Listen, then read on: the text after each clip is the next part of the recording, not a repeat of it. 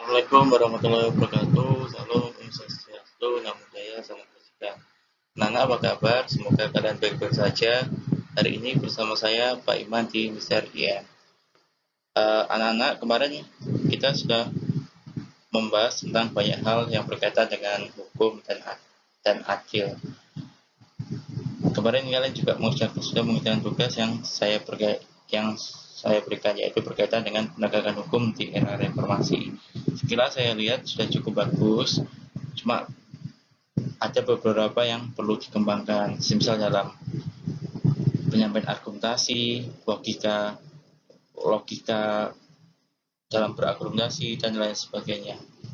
Ini yang perlu ditingkatkan.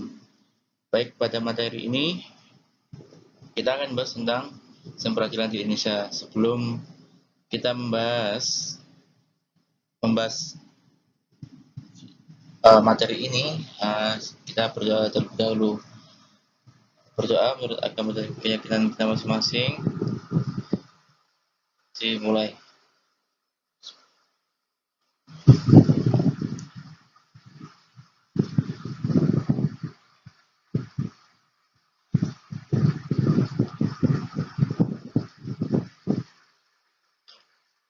Selesai. Ya, sebelum membahasnya, jangan lupa untuk dipersiapkan bukunya dan alat tulis maupun media pembelajaran yang kalian punya. Baik, langsung saja.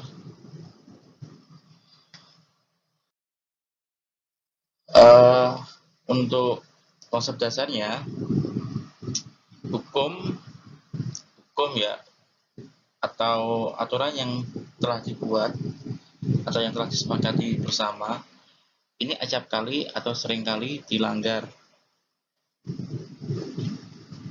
atau sering terjadi pelanggaran. Mengapa hukum atau aturan atau kesepakatan yang telah disepakati bersama itu sering dilanggar? Ada yang tahu kenapa? Silakan jika tahu diketik di kolom komentar. Ada nilai partisipasi yang saya nilai. Nah, dari banyaknya pelanggaran hukum atau banyaknya hukum yang dilanggar, maka efeknya atau dampaknya akan menimbulkan keresahan di dalam masyarakat. Maksudnya di sini masyarakat menjadi tidak aman, masyarakat menjadi resah dan gelisah. Maka dari itu, negara membentuk suatu lembaga peradilan yang mana fokusnya untuk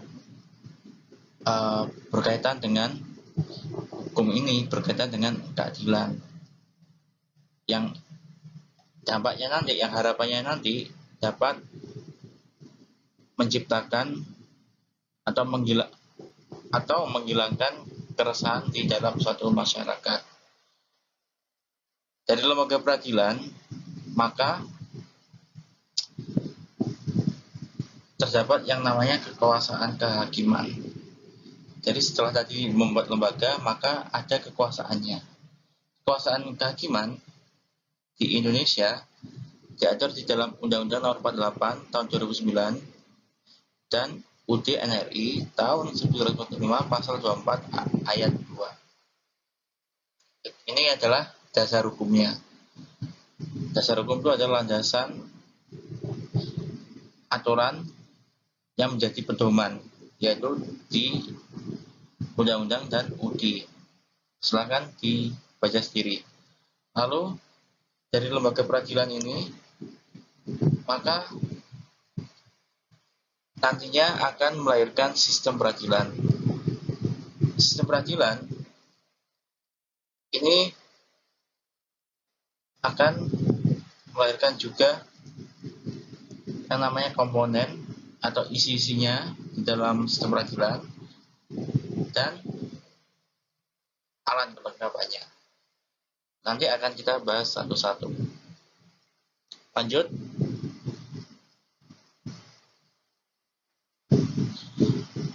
Dan satu lagi Pak Iman lupa, yaitu berkaitan dengan klasifikasinya. klasifikasi dari sistem peradilan. Jadi dari sistem peradilan tadi akan melahirkan komponennya, alat kelengkapan, dan klasifikasi atau tingkatan atau struktur dari sistem peradilan. Ini konsep dasarnya dulu atau kerangka berpikir dari lembaga peradilan. Kalau sudah kalian memahami tentang konsep dasarnya atau logika berpikirnya tentang lembaga peradilan, maka selanjutnya kita akan membahas tentang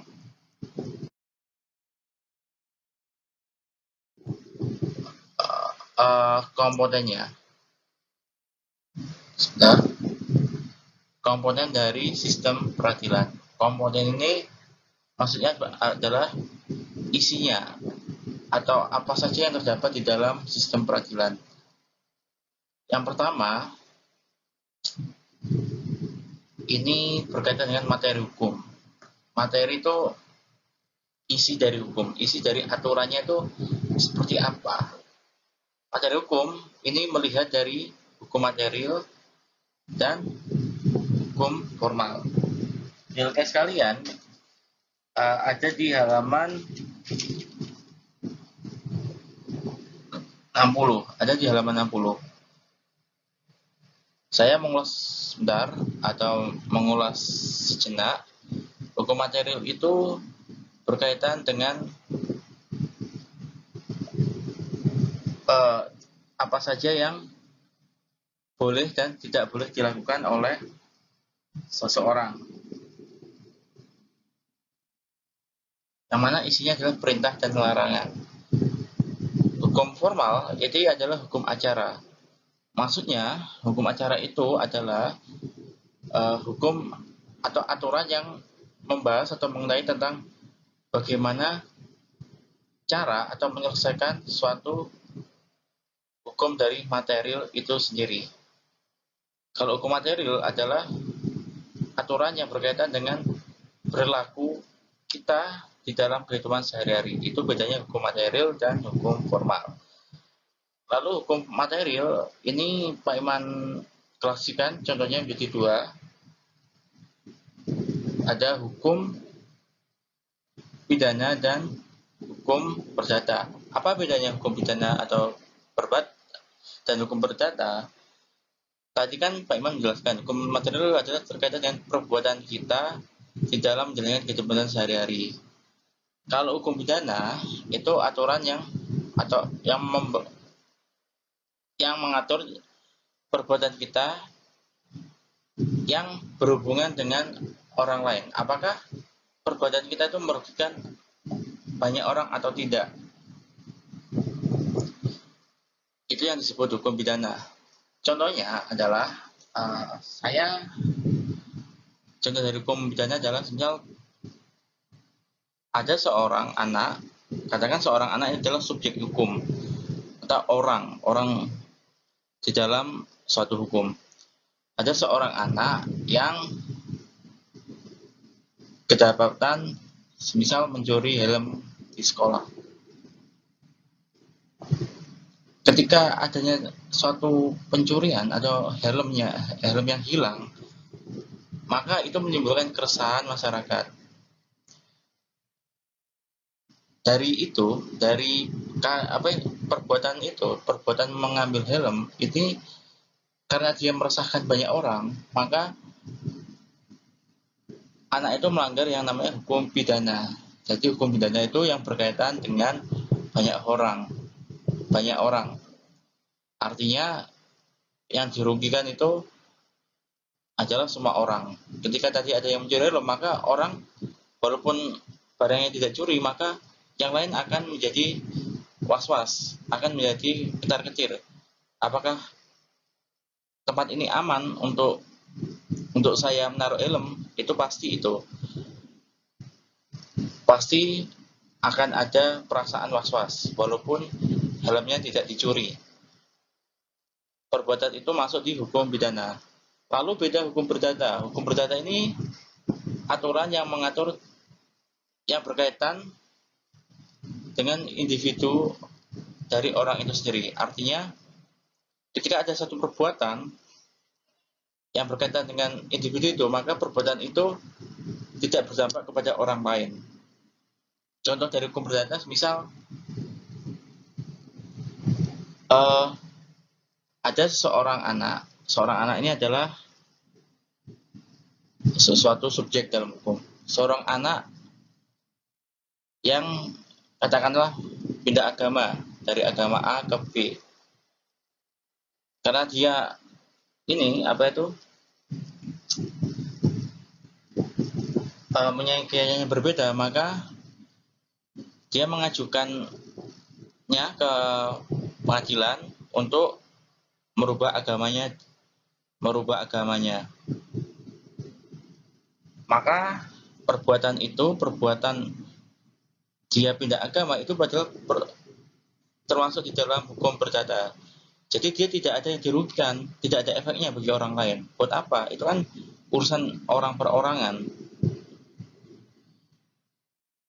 Gitu ya cara berpikirnya. Lalu di dalam hukum pidana dan hukum perdata ada aturannya yang namanya kitab. Jadi setiap hukum pidana, hukum perdata itu diatur dalam suatu kitab. Kitabnya kalau hukum pidana adalah namanya kitab hukum pidana atau disingkat KUHP. Lalu hukum perdata diatur di dalam kitab juga yang namanya kitab hukum perdata atau KUHPer disingkatnya. KUHPer atau kalau istilah orang Belanda yaitu BW, Burgerlings Wetboek. Silahkan dicari sendiri di internet. Jika sudah membahas hukum material, maka selanjutnya adalah hukum formal. Hukum formal ini yang saya bilang tadi itu acara hukum atau aturan yang membahas tentang bagaimana cara menyelesaikan masalah dari hukum material. Dari hukum formal ini dibagi menjadi dua juga, yaitu ada hukum acara pidana, lalu hukum acara perdata. Hukum acara pidana ini berkaitan cara menyelesaikan hukum pidana. Semisal tadi ya kasusnya ada mencuri helm, maka langkahnya adalah itu selalu dilaporkan ke pihak berwajib sebagai penyelidikan dan penyidik. Lalu dilaporkan pihak berwajib, diserahkan. Jika sudah diselidiki, maka ketemu orangnya. Ketika sudah ketemu orangnya atau pelakunya, orang itu akan disidik. Disidik itu artinya apakah ada kaitannya enggak dengan orang lain, apakah ada barang bukti yang lain atau tidak. Itu. Lalu ketika sudah memenuhi unsur-unsurnya, maka orang itu akan ditahan. Jika ditahan, maka berkas-berkasnya akan dilengkapi selama 21 hari. Jika sudah selesai, maka dilimpahkan ke kejaksaan. Nah, ketika sudah selesai itu, maka yang namanya dari penyidikan ke pelimpahan kejaksaan namanya adalah P21 biasanya. Ketika sudah di kejaksaan, maka kejaksaan akan menuntut ke pengadilan. Ini merupakan contoh dari hukum acara pidana. Lalu untuk hukum acara perdata ini berkaitan cara menyelesaikan masalah di dalam hukum perdata. Misal tadi ada yang ingin merubah agama, ada seorang anak yang ingin merubah keyakinannya dari agama A ke B, maka ini tidak perlu dilaporkan polisi karena tidak ada kaitannya dengan orang lain. Maksudnya orang lain tidak akan merasa terganggu, tidak membuat keresahan di dalam masyarakat, karena itu adalah hak individu. Maka bagaimana caranya? Mungkin anak itu bisa ke pengadilan. Setelah pengadilan mungkin dia apakah dia boleh atau tidak, maka dia ke Dispenduk Capil untuk merubah kolom agamanya di di KTP bersangkutan jika punya. Ini merupakan cara penyelesaian kita di dalam hukum perdata. Yang mana disebut dengan hukum acara perdata. Jadi itu pengertian dan contohnya dari hukum perdata, hukum pidana, hukum acara pidana maupun hukum acara perdata. Jika ada yang ditanyakan, silakan diklik di kolom komentar. Lalu selanjutnya ada prosedur peradilan. Prosedur peradilan ini berkaitan dengan cara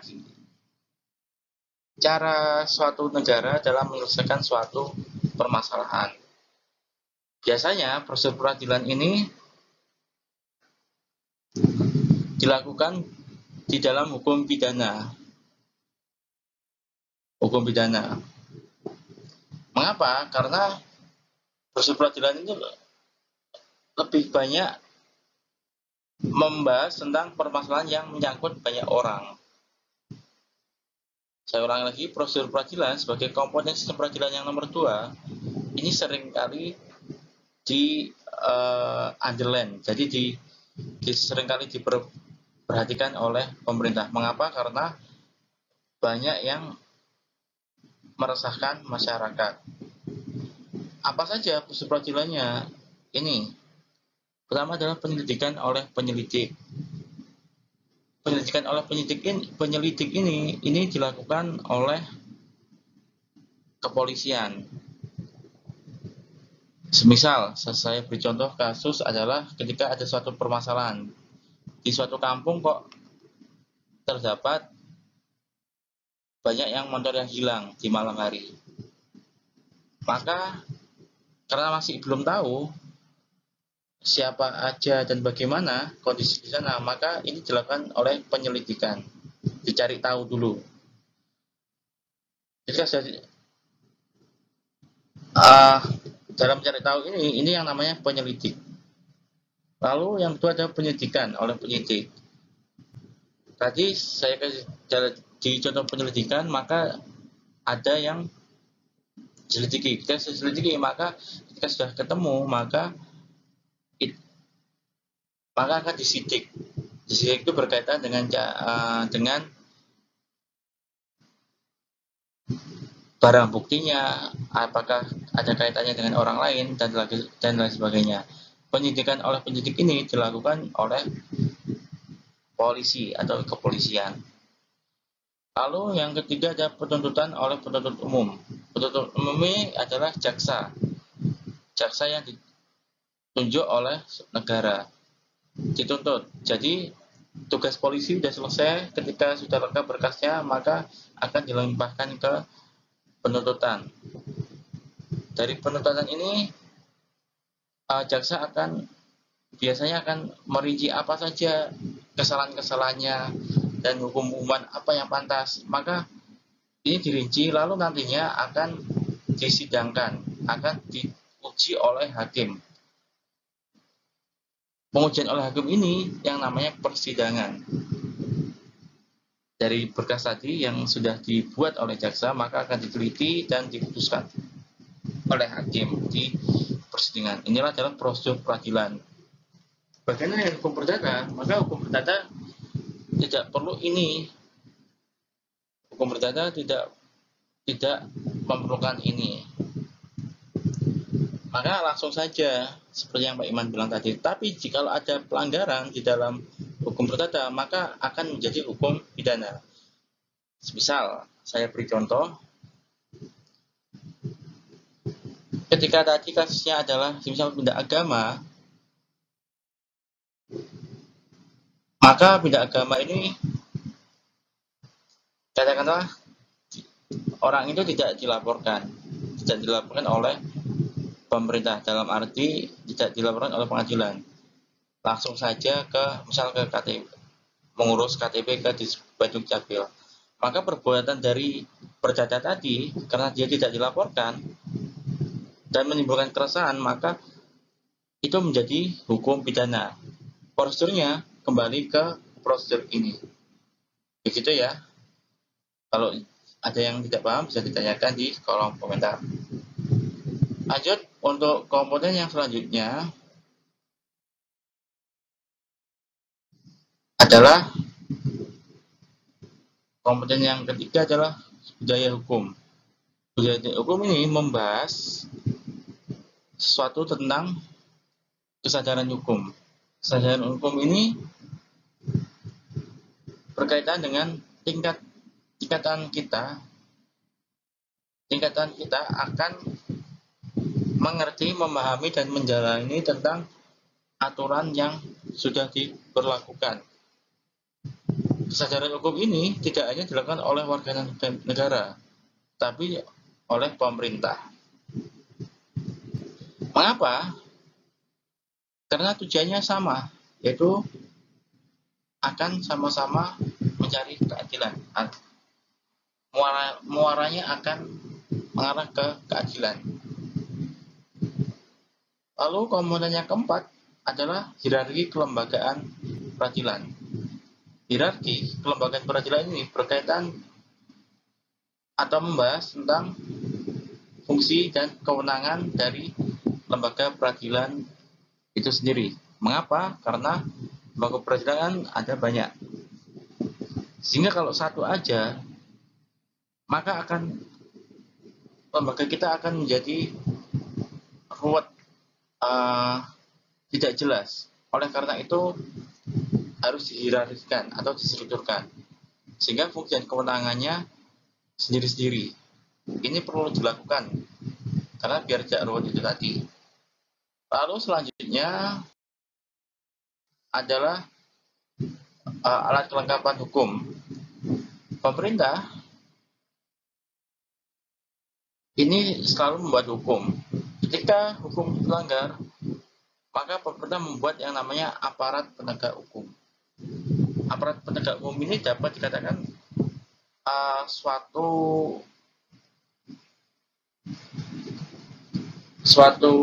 organisasi atau lembaga yang dibuat oleh pemerintah untuk memaksa rakyatnya atau warga negaranya maupun pemerintah itu sendiri ketika terjadi pelanggaran hukum. Dari aparat penegak hukum ini ada yang namanya prosedur peradilan. Sesuai dengan prosedur peradilan, tupoksinya atau tugas pokok dan fungsi ini sesuai dengan prosedur peradilan yang Pak Iman bilang tadi. Ada siapa saja? Ya, ada polisi, ada jaksa, hakim maupun advokat atau penasihat hukum. Biasanya di pengadilan ketika ada kasus baik pidana perdata, maka keempat unsur tadi akan ada. Lalu selanjutnya adalah klasifikasi lembaga peradilan di Indonesia. Klasifikasinya atau tingkatannya ini karena kekuasaan kehakiman di Indonesia dibagi menjadi 3, ada MA, MK, dan KY. MA atau Mahkamah Agung ini banyak sekali peradilannya, ada peradilan umum, peradilan agama, peradilan militer, dan peradilan tata usaha negara.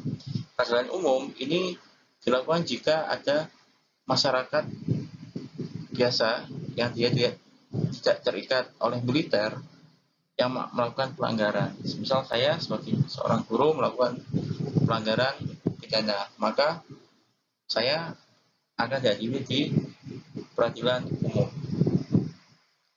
Kalau peradilan agama itu berkaitan dengan biasanya tadi pindah agama, status perkawinan dan lain sebagainya. Itu adalah peradilan agama. Lalu peradilan militer ini adalah peradilan atau tempat khusus untuk militer atau biasanya tentara. Contoh, ketika ada tentara melakukan kesalahan, melakukan tindak pidana, maka dia tidak diadili di peradilan umum, maka ada peradilan sendiri yang namanya peradilan militer. Itu maksudnya. Lalu kalau peradilan tata usaha negara itu adalah peradilan yang dibuat untuk pemerintah ketika melakukan kesalahan. Ketika pemerintah melakukan kesalahan dalam membuat kebijakan. Misal, saya beri contoh adalah ketika COVID yang sedang tinggi-tingginya, maka pemerintah tidak mengeluarkan kebijakan tentang KPM online. Tidak ada kebijakan tentang KPM online, KPM seperti biasa atau tatap muka seperti biasa. Ini bisa dituntut di peradilan tata usaha. Mengapa? Karena akan merugikan orang lain. Jadi saya ulang lagi, peradilan tata usaha negara ini berkaitan dengan kebijakan pemerintah yang dianggap merugikan banyak orang. Ini masuk di peradilan tata usaha. Lalu untuk MK dan KY ini solusinya sendiri-sendiri. Kalau MK karena dia berkaitan dengan konstitusi,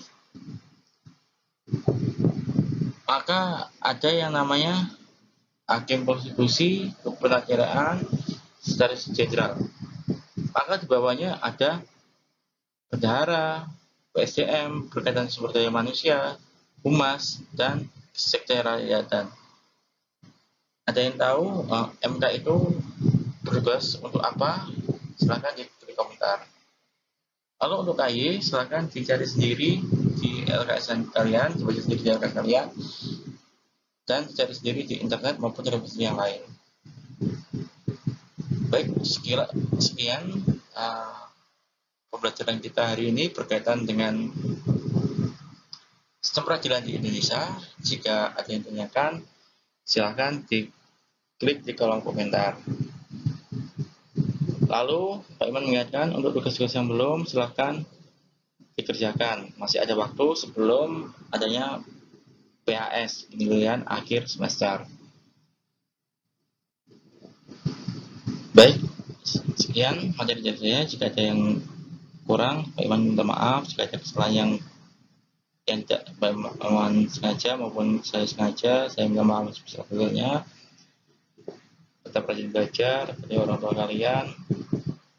Kata wassalamualaikum warahmatullahi wabarakatuh. Salam. Om Santi Santi Om Namo Buddhaya. Salam kebajikan. Semangat belajar ya. Semangat.